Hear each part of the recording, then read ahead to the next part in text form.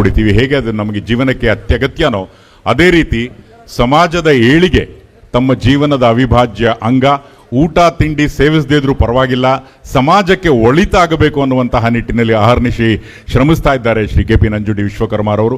ಮುಂದಿನ ದಿನಗಳಲ್ಲಿ ಅವರು ಶಾಸಕರಾಗಿ ಸಚಿವರಾಗಲಿ ಅನ್ನೋದು ಈಗ ನಾ ಬರ್ತಿರ್ಬೇಕಾದ್ರೆ ಅನೇಕ ಜನರನ್ನ ಕೇಳಿದೆ. ಹೌದು ಸರ್, ನಂಜುಂಡಿ ವಿಶ್ವಕರ್ಮ ಅವರು ಸಚಿವರಾಗಬೇಕು ಮುಂದೆ ಅಂತ ಹೇಳ್ತಾ ಇದ್ದಾರೆ.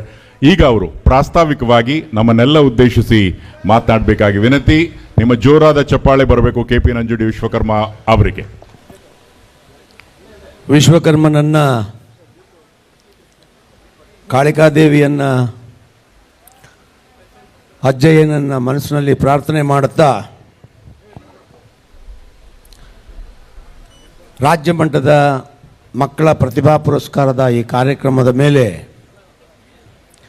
ಕುಳಿತಿರ್ತಕ್ಕಂಥ ನಮ್ಮ ಸಮಾಜದ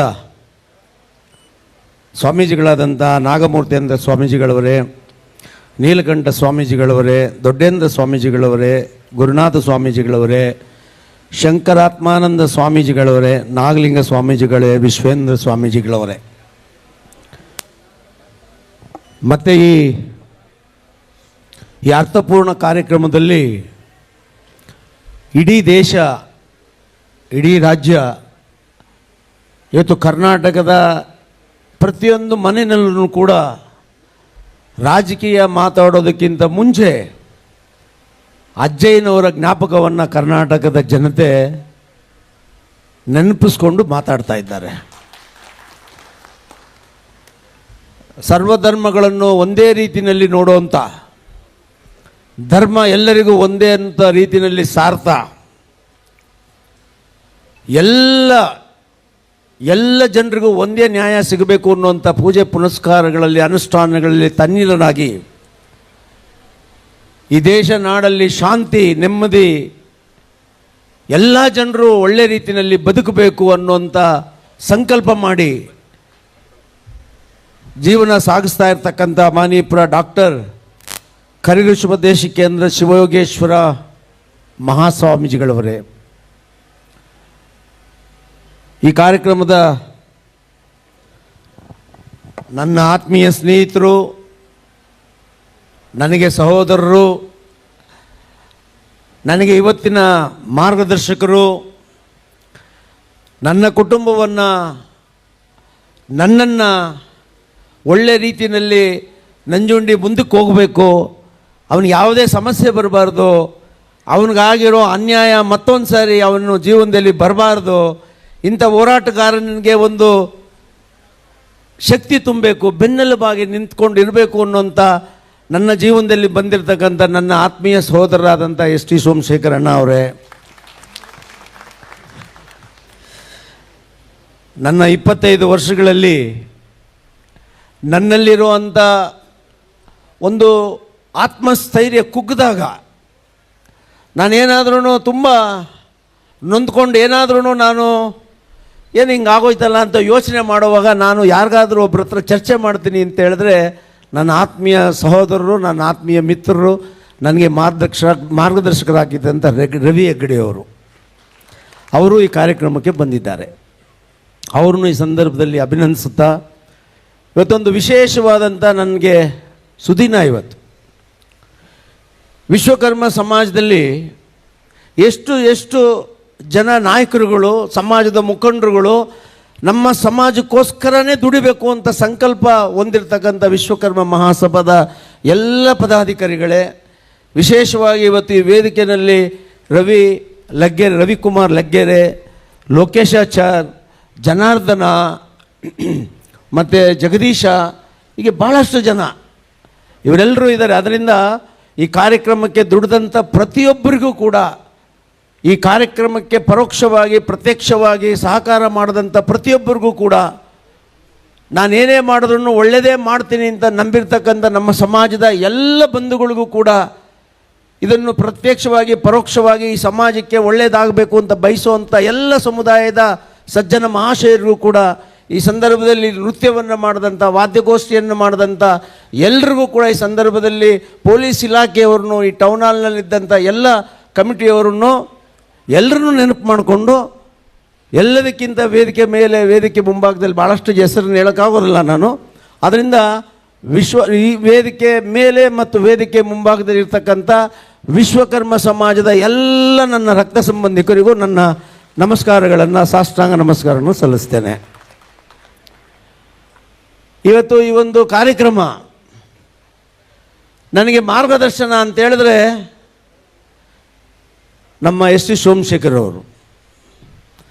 ಅವರು ಡಿ ಕೆ ಶಿವಕುಮಾರ್ ಅವರ ಕಾರ್ಯಕ್ರಮವನ್ನು ನೋಡಿ ಉತ್ತೇಜನಗೊಂಡು ಅವರ ಕಾನ್ಸ್ಟಿಟ್ಯೂನ್ಸಿನಲ್ಲಿ ಎಲ್ಲ ಕಡೆನೂ ಕೂಡ ಹಲವಾರು ಕಾರ್ಯಕ್ರಮಗಳನ್ನು ಮಾಡುವಾಗ ಭಾಳ ವರ್ಷಗಳಿಂದ ನಾನು ಈ ಸಮಾಜಕ್ಕಾಗಿ ಹೋರಾಟ ಮಾಡಿ ಏನೇ ಮಾಡಿದ್ರು ನಮ್ಮವ್ರು ಎಚ್ಚೆತ್ಕೊಳ್ತಾನೆ ಇಲ್ವಲ್ಲಯ್ಯ ಅಂತ ಅನ್ನೋವಾಗ, ಇಲ್ಲ ನಂಜುಂಡಿ ನೀನು ಮಾಡಬೇಕು, ಪಾಪ ನಿಮ್ಮ ಸಮಾಜದಲ್ಲಿ ಯಾರೂ ಇಲ್ಲ, ನೀನು ನೀನು ಮುಂದಾಳತ್ವ ವಹಿಸ್ಕೋಬೇಕಪ್ಪ ಅಂದಾಗ ನಾನು ಪ್ರಾರಂಭ ಮಾಡಿದ್ದೆ ವಧುವರರ ಸಮಾವೇಶ. ಅದಾದ ನಂತರ ಎಲ್ಲ ಮಕ್ಕಳಿಗೆ ಎಲ್ಲ ಸಮಾಜದವರು ಸಂಘಟನೆ ಮೂಲಕ ಅವರವರ ಸಂಘಗಳ ಮೂಲಕ SLC PUC ಡಿಗ್ರಿ ಎಲ್ಲ IAS IPS ಆ ಪರೀಕ್ಷೆಗಳಲ್ಲಿ ನಮ್ಮ ಅವರವರ ಸಮಾಜದ ಮಕ್ಕಳುಗಳನ್ನು ಅವರು ಪ್ರೋತ್ಸಾಹ ಕೊಟ್ಟು ಬೆಳೆಸುವಾಗ ನನಗೆ ಚುರುಕಂದಿದ್ದು 25 ವರ್ಷ ನಾನು ನನ್ನ ಆಯಸ್ಸನ್ನು ಕಳ್ಕೊಂಡೆ, 100 ಕೋಟಿ ಕಳ್ಕೊಂಡೆ, ಎಲ್ಲ ಕಳ್ಕೊಂಡೆ. ಕೊನೆಗೆ ನಾನು ಮಾಡದೆ ಉಳಿದಿರೋದು, ನಾನು ಹೇಳಬೇಕು ಅಂತ ಇದನ್ನು ಹೇಳಬೇಕಾಗಿರೋದು ವಿದ್ಯಾರ್ಥಿನಿಗೆ ಅನ್ನುವಂಥ ನನಗೆ ಅದೇನೆಂದರೆ ಒಂದು ಜ್ಞಾನೋದಯ ಆಯಿತು ನನಗೆ. ಅದಕ್ಕೋಸ್ಕರ ಈ ವರ್ಷ SSLC ಮತ್ತು PUCನಲ್ಲಿ ಪಾಸಾದಂಥ ಎಲ್ಲ ಮಕ್ಕಳಿಗೂ ಕೂಡ ಒಂದು ಪ್ರೋತ್ಸಾಹ ಕೊಡಬೇಕು. ನಮ್ಮ ಸಮಾಜದಲ್ಲಿರ್ತಕ್ಕಂಥ ಎಲ್ಲ ಸಮಸ್ಯೆಗಳನ್ನು, ನಾವು ಯಾಕೆ ಸಾಮಾಜಿಕ ನ್ಯಾಯದಿಂದ ದೂರ ಇದ್ದೀವಿ ಅನ್ನೋಂಥ ವಿಚಾರವನ್ನು 25 ವರ್ಷ ಹೇಳಿದ್ರೂ ಕೇಳದೇ ಇರ್ತಕ್ಕಂಥ ನಮ್ಮ ಸಮಾಜದ ನಾಯಕರುಗಳು ಕುಲಬಾಂಧವರಿಗೆ ಹೇಳಿ ಸಾಕಾದ ಮೇಲೆ ನನಗನ್ಸಿತ್ತು ನಿಮ್ಗೆ ಹೇಳಬೇಕಾದ್ರನ್ನ ಅಂತ. 25 ವರ್ಷದಿಂದ ಆಯಿತು, ನಂದು ವಯಸ್ಸಾಯಿತು, 60 ಆಯಿತು. 60 ಆದ್ರೂ ಈ ಸಮಾಜಕ್ಕೆ ಒಬ್ಬ ನಾಯಕ ಹುಟ್ಟಿಲ್ಲ ನನಗೆ ಕಣ್ಣೆದುರುಗಡೆ. ಕೆಲವರೆಲ್ಲ ಬೆಳೆಸ್ತೀನಿ, ಎಲ್ಲ ಮೋಸಗಾರರಾಗಿ ಹೋಗ್ತಾರೆ. ಸಮಾಜಕ್ಕೆ ಏನು ಮಾಡಬೇಕು ಅದನ್ನು ಬಿಟ್ಟು ಅವ್ರಿಗೇನು ಬೇಕೋ ಮಾಡೋಕ್ಕೆ ಹೋಗ್ತಾರೆ, ಹಳದಲ್ಲಿ ಬಿದ್ದು ಅವರು ಹಾಳಾಗೋಗ್ತಾರೆ. ಇದನ್ನೆಲ್ಲ ನೋಡಿ ಯಾರಾದರೂ ಒಬ್ಬರು ಬೇಕಲ್ಲ ಈ ಸಮಾಜಕ್ಕೆ ಕಟ್ಕೊಂಡು ಹೋಗೋನಿಗೆ. ಏನಾದರೂ ಇನ್ನೊಬ್ಬ ಪವಾಡ ಪುರುಷ ಸಿದ್ದಪ್ಪಾಜಿ ಬರಬೇಕಲ್ಲ, ಮೌನೇಶ್ವರ ಬರಬೇಕಲ್ಲ, ವೀರಬ್ರಹ್ಮೇಂದ್ರ ಸ್ವಾಮಿ ಬರಬೇಕಲ್ಲ, ಅಟ್ಲೀಸ್ಟ್ ನಮ್ಮ ಕಸುಬುಗಳನ್ನು ಉಳಿಸೋವಂಥ ಒಬ್ಬ ನಾಯಕ ಕರ್ನಾಟಕದಲ್ಲಿ ಹುಟ್ಟಬೇಕಲ್ಲ ಅನ್ನೋಂಥ ಆ ಅಪಾಪಿನಲ್ಲಿ ಇವತ್ತು ನಾನು ನಿಮ್ಮಗಳಿಗೆ ನನ್ನಲ್ಲಿರ್ತಕ್ಕಂಥ ನೋವನ್ನು ಹೇಳಬೇಕು ಅಂತ ನಾನು ಇವತ್ತು ಪ್ರಾಸ್ತಾವಿಕದಲ್ಲಿ ನಿಂತಿದ್ದೇನೆ. ಈ ರಾಜ್ಯದಲ್ಲಿ ನಾವು 35 ಲಕ್ಷ ಇದ್ದೇವೆ. ಮಕ್ಕಳ ನೀವು ತಿಳ್ಕೊಳ್ರಿ, ಈ ದೇಶವನ್ನು ಕಟ್ಟದಂಥವ್ರು ವಿಶ್ವಕರ್ಮ ಸಮಾಜದವರು.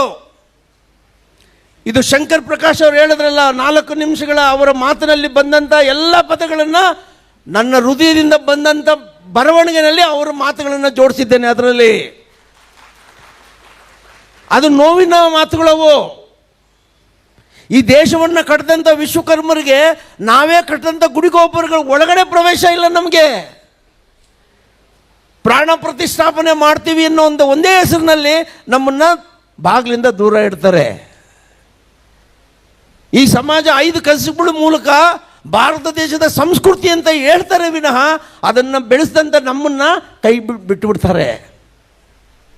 ನಮ್ಮ ಸಮಾಜದ ಮಕ್ಕಳು ವಿದ್ಯಾವಂತರು ಆಗೋದಕ್ಕೆ ಸಾಧ್ಯನೇ ಇಲ್ಲ ಅನ್ನೋಂಥ ಸ್ಥಿತಿಗೆ ರಾಜಕೀಯ ತಂದಿಟ್ಟಿದ್ದಾರೆ.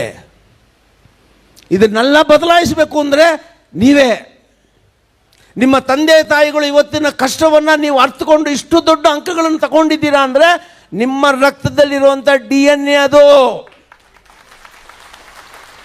ನೀವು ವಿದ್ಯಾವಂತರಾಗದೇ ಇದ್ರೂ ಕೂಡ ಈ ದೇಶದ ಸಂಸ್ಕೃತಿಯನ್ನು ಉಳಿಸ್ತೀರಾ. ನೀವು ಓದದೇ ಇದ್ದಿದ್ರೂ ಕೂಡ ಈ ದೇಶವನ್ನು ಕಟ್ತೀರಾ. ನೀವು ಹಿಂದೆ ಈ ದೇಶವನ್ನು ಕಟ್ಟಿದಂಥವ್ರು ಯಾರು ವಿದ್ಯಾವಂತರಲ್ಲ, ಯಾರು PhD ಮಾಡಿಲ್ಲ. ಆದರೆ ಇತಿಹಾಸ ಹೇಳುತ್ತೆ, ಒಂದು ತಾಯಿ ತನ್ನ ಮಗುವನ್ನು ಭೂಮಿಗೆ ಇಟ್ಟೋವಾಗಲೇ, ವಿಶ್ವಕರ್ಮರ ಒಂದು ಹೆಣ್ಣು ಮಗು ಒಂದು ಮಗುವನ್ನು ಭೂಮಿಗೆ ಕೊಡೋವಾಗಲೇ, ಆ ಹುಟ್ಟೋವಾಗಲೇ ಆ ಮಗು ಇಂಜಿನಿಯರ್ ಆಗಿ ಹುಟ್ಟುತ್ತಾನೆ. ಇವತ್ತು ಮಹಾರಾಜರ ಕಾಲದಲ್ಲಿ ಕಟ್ಟಿರೋರೆಲ್ಲ PhD ಮಾಡಲಿಲ್ಲ. ಅವರ ಕೈ ಕೆಲಸ ಇಡೀ ದೇಶವನ್ನು ಕಟ್ಟಿರೋದು. ಯಾವ ಮರಗೆಲಸದವನು PhD ಮಾಡಿಲ್ಲ, ಯಾವ ಕುಲುಮೆ ಕೆಲಸ ಮಾಡೋರನ್ನು ಕೂಡ PhD ಮಾಡಲಿಲ್ಲ. ಅಲ್ಲಿನಲ್ಲಿ ಭಾರತ ದೇಶದ ಬೆನ್ನೆಲುಬು ರೈತ ಅಂದರೆ ಭಾರತ ದೇಶದ ರೈತನಿಗೆ ಬೆನ್ನೆಲುಬೆ ವಿಶ್ವಕರ್ಮ ಸಮಾಜದವರು. ಆದರೆ ನಾವೆಲ್ಲಿದ್ದೀವಿ? ಸಂವಿಧಾನದ ಅರಿವು ಗೊತ್ತಿಲ್ಲ ನಮಗೆ, ರಾಜಕೀಯ ಗೊತ್ತಿಲ್ಲ ನಮಗೆ. ರಾಜರ ಕಾಲದಲ್ಲಿ ಏನೆಲ್ಲ ಅನುಭವಿಸಿದ್ವಿ, ರಾಜರನ್ನ ಬೆಳೆಸುವಂತ ಕೆಲಸ ಮಾಡಿದ್ವಿ ವಿನಃ ಯಾವ ಕಾಲಘಟ್ಟದಲ್ಲೂ ರಾಜರಾಗಲಿಲ್ಲ. ನಾವು ರಾಜರಾಗೋಕೆ ಬಿಡೋದಿಲ್ಲ ಯಾರೂ.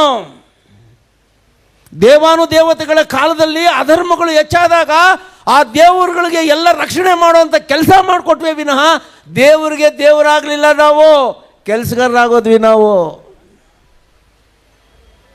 ಇದೆಲ್ಲ ಮಕ್ಕಳೇ ನೀವು ತಿಳ್ಕೋಬೇಕು. ನಿಮ್ಮ ಓದು ಈ ಸಮಾಜವನ್ನು ಉಳಿಸಬೇಕು. ರಾಜಕೀಯದಲ್ಲಿ ಏನಾದರೆ ಏನಂತೆ, ಇವತ್ತು ರಾಜಕೀಯದಲ್ಲಿ ಅಧಿಕಾರ ಇರ್ತದೆ, ಹೋಗ್ತದೆ. ಆದರೆ ಹುಟ್ಟಿರೋ ಸಮಾಜಕ್ಕೆ ನಾವು ಸಾಯೋದ್ರ ಒಳಗಡೆ ಒಂದಲ್ಲ ಒಂದು ತ್ಯಾಗವನ್ನು ಮಾಡೇ ಹೋಗಬೇಕು. ಅವನು ಬಡವ ಆಗಲಿ ಶ್ರೀಮಂತ ಆಗಲಿ, ನಾವು ಮಾಡಿದ್ರೆ ಸಮಾಜ ರೀ, ನಾವು ಬಿಟ್ಟರೆ ಸಮಾಜ ಇಲ್ಲ ರೀ. ಈ ಕಾರ್ಯಕ್ರಮ ಮಾಡಿದ್ರೆ ನಿಮಗೆ ಗೌರವ, ಒಂದು ವೇಳೆ ಈ ಕಾರ್ಯಕ್ರಮ ಮಾಡದೆ ಹೋದರೆ ಎಲ್ಲಿದೆ ಗೌರವ? ನಿಮ್ಮ ಊರಿನಲ್ಲಿ ನೀವು 99% ಇವತ್ತು ನಿಮ್ಮ ಮುಂದೆ ತೋರಿಸ್ತೀವಿ. 99.8% ಓದಿರುವಂಥ ವಿದ್ಯಾರ್ಥಿಗಳು ಮಕ್ಕಳು, ಅವ್ರ ತಂದೆ ತಾಯಿಗಳು ಬಡವರು, 3 ಹೊತ್ತು ಕೆಲಸ ಮಾಡೋಕ್ಕಾಗದೇ ಇರುವಂಥ ಸ್ಥಿತಿನಲ್ಲಿರೋರು ಎಲ್ಲ ಬಡವರು ಮಕ್ಕಳು. 98% ತಗೊಂಡಿದ್ದಾರೆ ನಮ್ಮವರು. ಅದೇ ಸವಲತ್ತುಗಳು ಸಿಕ್ಕಿ ಓದೋಂಥ ಮಕ್ಕಳಿಗೆ ಸಾಮಾಜಿಕ ನ್ಯಾಯದ ಅಡಿನಲ್ಲಿ ಮೀಸಲಾತಿ ಸಿಕ್ಕಿ ಆ ಓದೋದಕ್ಕೆ ಸರ್ಕಾರ ಸವಲತ್ತುಗಳನ್ನು ಕೊಟ್ಟರೆ ನಮ್ಮ ಮಕ್ಕಳು ಎಷ್ಟು ಎತ್ತರಕ್ಕೆ ಹೋಗ್ತಾರೆ ಅನ್ನೋದನ್ನ ಎಲ್ಲರೂ ಅರ್ಥ ಮಾಡ್ಕೋಬೇಕು. ಆದರೆ ಯಾರು ಅರ್ಥ ಮಾಡ್ಕೊಳಲ್ಲ, ನೀವೇ ಅರ್ಥ ಮಾಡ್ಕೋಬೇಕು. ಅದನ್ನ ಸಂವಿಧಾನವನ್ನು ಓದಬೇಕು. ಜಾತಿಗೋಸ್ಕರ ಮೀಸಲಾತಿ ಹುಟ್ಟಿಲ್ಲ. ನಿಮ್ಮ ಬಡತನದ ರೇಖೆಗಿಂತ ಬದುಕುತ್ತಾ ಇರುವಂಥ ಪ್ರತಿಯೊಬ್ಬರಿಗೂ ಕೂಡ ಮೀಸಲಾತಿ ಕೊಡಬೇಕು ಅನ್ನೋದೇ ಸಂವಿಧಾನದಲ್ಲಿರುವಂಥದ್ದು. ಜಾತಿಗೂ ಪೂಜೆಗೂ ಮೀಸಲಾತಿಗೂ ಸಂಬಂಧನೇ ಇಲ್ಲ. ನಾವು ಬ್ರಾಹ್ಮಣರಲ್ಲ, ನಾವು ವಿಶ್ವಕರ್ಮ ಸಮಾಜದವರು. ಬ್ರಾಹ್ಮಣರಿಗಿಂತ ಮೇಲೂ, ಯಾಕಂದ್ರೆ ವೈದಿಕತೆ ಮತ್ತು ಕುಲಕಸುಬುಗಳಲ್ಲಿ 2ರಲ್ಲಿ ಮುಂದೆ ಇದ್ದೀವಿ ನಾವು. ನೀವು ಹೆಮ್ಮೆಯಿಂದ ಹೇಳ್ಬೋದು ನಾವು ವಿಶ್ವಕರ್ಮರು ಅಂತ. ಬ್ರಾಹ್ಮಣರ ಲೇಬಲ್ನ ಅಂಟಿಸ್ಕೋಬೇಡಿ, ಅದೇ ಒಂದು ಬೇರೆ ಸಮಾಜ, ಅವ್ರದ್ದು ದೊಡ್ಡ ಸಮಾಜ. ಆದರೆ ನೀವು ವಿಶ್ವಕರ್ಮರು ಅನ್ನೋದು ಮರಿಬೇಡಿ. ಯಾರು ನಿಮ್ಮನ್ನು ಬೆಳೆಸೋದಿಲ್ಲ. ಅಂಟಿನಲ್ಲೇ ಈ ಥರ ಮಹಾನುಭಾವರು ಏನಾದರೂ ಆಶೀರ್ವಾದ ಮಾಡಬೇಕು. ನಮ್ಮ ಅಜ್ಜಯ್ಯನವರು, ಎಸ್ ಟಿ ಸೋಮಶೇಖರ್ ಅವರು, ರವಿ ಹೆಗಡೆಯವರು, ಡಿ ಕೆ ಶಿವಕುಮಾರ್ ಅವರು, ಯಾರು ಅಧಿಕಾರ ಕೊಡು ಅವರು ಯೋಚನೆ ಮಾಡಬೇಕಷ್ಟೇ. ಆದರೆ ಆಯಿತು, ಹೋದರೆ ಹೋಯ್ತು. ಆದರೆ ನಮ್ಮತನವನ್ನು ಉಳಿಸ್ಕೊಳ್ಳೋಂಥ ಶಕ್ತಿ ನಿಮಗಿರಬೇಕು. ಯಾಕಂದರೆ ನೀವೆಲ್ಲ ಸಾಮಾನ್ಯವಾದವರಲ್ಲಪ್ಪ. ನೀವು ಮರುಭೂಮಿನಲ್ಲೂ ಕೂಡ ಮನಸ್ಸು ಮಾಡಿದ್ರೆ ವಿಶ್ವಕರ್ಮ ಅರಮನೆ ಕಟ್ತಾನೆ. ಮರುಭೂಮಿನಲ್ಲೂ ಕೂಡ ಬಾವಿ ತೋಡಿ ನೀರು ತೆಗಿತಾನೆ. ಅಷ್ಟು ಶಕ್ತಿವಂತ ಸಮಾಜ ಇದು. ಯಾಕೆ ಹೇಳ್ತೀನಿ ಅಂದರೆ ಹುಡುಗರಿಗೆ ಅರ್ಥ ಆಗಬೇಕಿದು. ಇವತ್ತು ನಮ್ಮ ಸಮಾಜದವರು ಕೂಲಿ ಕೆಲಸ ಮಾಡ್ತಾ ಇದ್ದಾರೆ. ದೇವರನ್ನ ಮುಕ್ಕೋಟಿ ದೇವರುಗಳ ಮುಖ ದರ್ಶನವನ್ನು ಮಾಡಿಸ್ತವ್ರಿ ನಾವು. ಮಾರಮ್ಮ ಹೆಂಗಿದ್ಲು ಗೊತ್ತಿಲ್ಲ, ಕಾಳಮ್ಮ ಹೆಂಗಿದ್ಲು ಗೊತ್ತಿಲ್ಲ, ಯಾರು ಹೆಂಗಿದ್ರು ಗೊತ್ತಿಲ್ಲ. ನಾವು ಮಾಡಿಕೊಟ್ಟಿದ್ದ ಆಕಾರನೇ ಮಾರಮ್ಮ. ನಾವು ಮಾಡಿಕೊಟ್ರೆ ದೇವರು. ಮುಖದರ್ಶನವನ್ನು ಮಾಡಿಕೊಟ್ಟಂಥ ದೈವದತ್ತವಾದಂಥ ಸಮಾಜ ಇದು. ಅದಕ್ಕೆ ನೀವೇನು ಹೆದರಕ್ಕೆ ಹೋಗಬೇಡಿ. ಬದುಕಿರೋವರೆಗೂ ನಾನು ನಿಮ್ಮ ಜೊತೆಯಲ್ಲಿ ಇರ್ತೇನೆ. ರಾಜಕೀಯಕ್ಕೋಸ್ಕರ ನಾನು ಯಾವತ್ತೂ ಏನೂ ಮಾಡಿಲ್ಲ. ಪ್ರಮಾಣ ಪೂರ್ತಿಯಾಗಿ ವಿಶ್ವಕರ್ಮನ ನನ್ನ ಹಿಂದೆ ಇದ್ದಾನೆ. ನನಗದು ಬೇಕಾಗೂ ಇಲ್ಲ. ಆ ಥರ ನನ್ನ ಯೋಗ್ಯತೆಗೆ ಅಧಿಕಾರಗಳು ಬರಬೇಕು. ನನ್ನ ಚಮಚಾಗಿರಿಗೆ ನನ್ನ ಜೀವನ ಹೋದ್ರೂ ಅಧಿಕಾರ ಮುಟ್ಟೋದು ಇಲ್ಲ, ಅದ್ರ ಹಿಂದೆನೂ ಹೋಗೋದಿಲ್ಲ. ನನಗೊಂದು ಅಧಿಕಾರ ಇದೆ, ನನಗೊಂದು ಅರ್ಹತೆ ಇದೆ. ಹುಲಿ ಮೇವಿಲ್ಲ ಅಂತ ಹೋಗ್ಬಿಟ್ಟು ಬೇರೇನೋ ತಿನ್ನಲ್ಲ, ಕಾದು ಕಾದು ಕಾದು ಬೇಟೆಯಾಡಿ ಅದಕ್ಕೆ ಏನು ಬೇಕೋ ಅದೇ ತಿನ್ನುತ್ತೆ ಅಂಥವ್ರು ನಾನು. ಅದಕ್ಕೆ ನೀವು ಯಾರು ಹೆದರಬೇಡಿ. ಬಡತನ ಅನ್ನೋದು ನಮಗೆ ಒಂದು ವರ, ಶಾಪ ಅಲ್ಲ. ಅದು ಒಂದು ಕೊಳಚೆ ಪ್ರದೇಶದಲ್ಲಿ ಬಂದಿರೋ ನಾನು ಇವತ್ತು ಎಲ್ಲಿಗೆ ಬಂದು ನಿಂತಿದ್ದೀನಿ ಅನ್ನೋದು ನಿಮಗೆ ಆದರ್ಶ ಆಗಬೇಕು. ನಿಮ್ಮ ಅಪ್ಪ ಅಮ್ಮದಿರು ನಿಮಗೆ ಆದರ್ಶ. ಕುಳುಮೆ ಕೆಲಸ ಮಾಡಿ ತನ್ನ ಮಕ್ಕಳನ್ನು ಓದಿಸ್ತಾನಲ್ಲ, ಅವನು ನನಗೆ ಆದರ್ಶ. ಕಷ್ಟಪಟ್ಟು ಮಕ್ಕಳು ಓದಿಸ್ತಾರಲ್ಲ, ಅವರು ಹೀರೋ. ನಿಮಗೆಲ್ಲರಿಗೂ ಹೀರೋ ಇದ್ದರು. ನನಗೆ ನನ್ನ ಜೀವನದಲ್ಲಿ ಹೀರೋನೇ ಇರಲಿಲ್ಲ. ನಮ್ಮಪ್ಪ ನನಗೆ 12 ವರ್ಷದಲ್ಲಿ ಸತ್ತೋಗ್ಬಿಟ್ಟ. ಭಿಕ್ಷೆ ಒಂದು ಬೇಡಿಲ್ಲ ನಾನು, ಸ್ವಾಭಿಮಾನ ಕಳ್ಕೊಂಡಿಲ್ಲ ನಾನು. ಯಾವುದರಲ್ಲಿ ಹಣ ಬರುತ್ತೋ ಎಲ್ಲ ಉದ್ಯೋಗ ಮಾಡಿದೆ. ಆಟೋ ಓಡಿಸ್ದೆ, ಕಾರ್ ಓಡಿಸ್ದೆ, ಡ್ರೈವರ್ ಕೆಲಸ ಮಾಡಿದೆ, ಏನೆಲ್ಲ ಮಾಡಬೇಕೋ ಮಾಡಿದೆ. ಆದರೆ ನನ್ನ ಗುರಿ ಇದ್ದಿದ್ದು ಬಡತನವನ್ನು ಹೋಗಿಸ್ಬೇಕು ಅಂತ. ಆ ಕೆಲಸ ಮಾಡಿದೆ ಇವತ್ತು ನಾನು ನಿಮ್ಮ ಮುಂದೆ ಬಂದು ನಿಂತಿದ್ದೇನೆ. ಮೀಸಲಾತಿ ನನ್ನ ಮಕ್ಕಳಿಗೆ ಬೇಕಾಗಿಲ್ಲ, ನನ್ನ ಮಕ್ಕಳೆಲ್ಲ ಲಂಡನ್ನಲ್ಲಿ ಓದಿದ್ದಾರೆ. ಮೀಸಲಾತಿ ನಿಮಗೆ ಬೇಕು, ಇದು ನಿಮಗೆ ಗೊತ್ತಾಗಬೇಕು ಅಂತ ನಾನು ಹೇಳ್ತಾ ಇದ್ದೇನೆ. ಇನ್ನೂ ಈ ಥರ 1000 ಕಾರ್ಯಕ್ರಮ ಮಾಡ್ತೇನೆ, ನಿಮಗೆ ಜಾಗೃತಿ ಆಗೋವರೆಗೂ ಮಾಡ್ತೇನೆ. ಆದರೆ ನಾನು ಸಾಯೋದ್ರೊಳಗಡೆ ನೀವು ಜಾಗೃತರಾಗ್ಬಿಡಿ. ಇಲ್ಲದೆ ಹೋದರೆ ನಿಮ್ಮನ್ನು ಯಾರೂ ಬದುಕಿಸೋದಿಲ್ಲ. ನೀವು ಯಾರು ಅಂತ ಕೂಡ ಮುಂದಿನ ದಿನಗಳಲ್ಲಿ ಹೇಳೋದಿಲ್ಲ.